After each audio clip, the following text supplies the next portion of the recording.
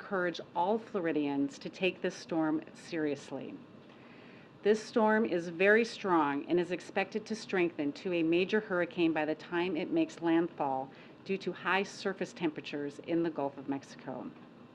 This means heavy winds, high winds, heavy rain, and a forecasted 12-foot storm surge in some of the areas along the western coast. FEMA and the entire federal family are activated to support the people of Florida. The president also quickly approved an emergency declaration in advance of the storm in Florida, turning on the many tools that are available at my disposal to provide the governor any support or resources he may need in advance of landfall and then after.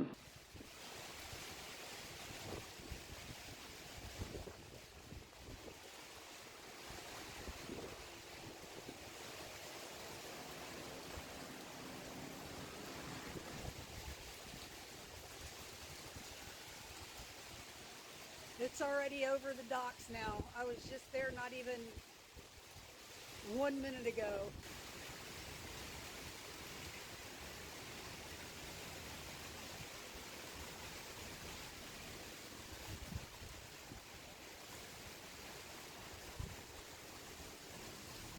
Instead of water, it was just pouring so hard there. Where'd you go, little buddy? We've got a big mama that hangs out here all day, every day with 3 of her babies.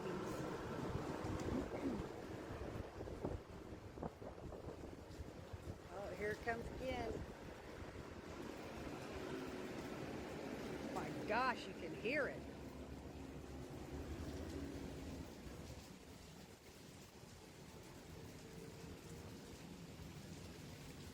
Well, basically, we've done this before. 7 years ago, we had Hermine in 2016, and the tidal surge was really bad. It got into the restaurant waist high. So we've been down this road before. We do realize the seriousness of this, and all of our employees are out of town and safe. Well, the big problem is the infrastructure of Cedar Key is really old, and a lot of wood, a lot of older structures may have some issues standing up to the high winds, and of course this tidal surge that we're really fearing right now. I actually do know one that said that he's going to try to hang in there. He doesn't live right in the main area where the water is, but there's always going to be diehards, people that are going to try to hang it out. Cedar Key over the years has had a lot of storms, and it's a very resilient town. Everybody that's there knows a lot of this and has always heeded the proper warnings. I do believe that we're going to have some pretty bad damage in that town, but I do think that we will snap back. Well, it's truly low-lying, the proximity to the seawater, the rushing in. It's pretty devastating, and all of our businesses, our commerce businesses over on the waterfront. Fortunately, Tony's, our business is in the downtown section, so we're not really on the water, but we're going to get it anyway, more than likely. And we've sandbagged and we've done everything we can, but honestly, it's up to Mother Nature, and it is what it is. But like I said, Cedar Key is a very resilient town. It has stood this test of time for hundreds of years of storms, and we'll come back and we'll persevere and we'll be back running again before you know it.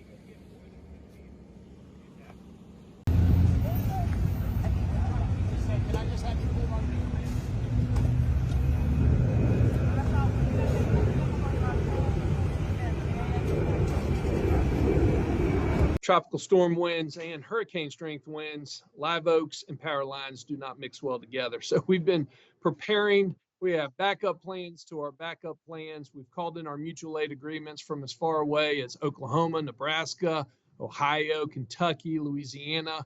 We know that we're going to suffer some damage with our electrical infrastructure, and we are prepared to respond after the storm comes through. We know that this is a serious storm. We know it's going to impact Tallahassee. And so when you drive around Tallahassee, you can see people are gassing up. The grocery stores are full. People are making the necessary preparations, checking on family and friends to make sure that they're safe. For the past week, we have been working diligently to make sure that the entire stormwater system, which is about 450 miles worth of stormwater at the city of Tallahassee, has been cleaned out. There's no clogs. We've been working with our electric utility as well to make sure that the power lines are clear. We operate over 4,000 miles of both distribution and transmission lines. So there's been a lot of work behind the scenes.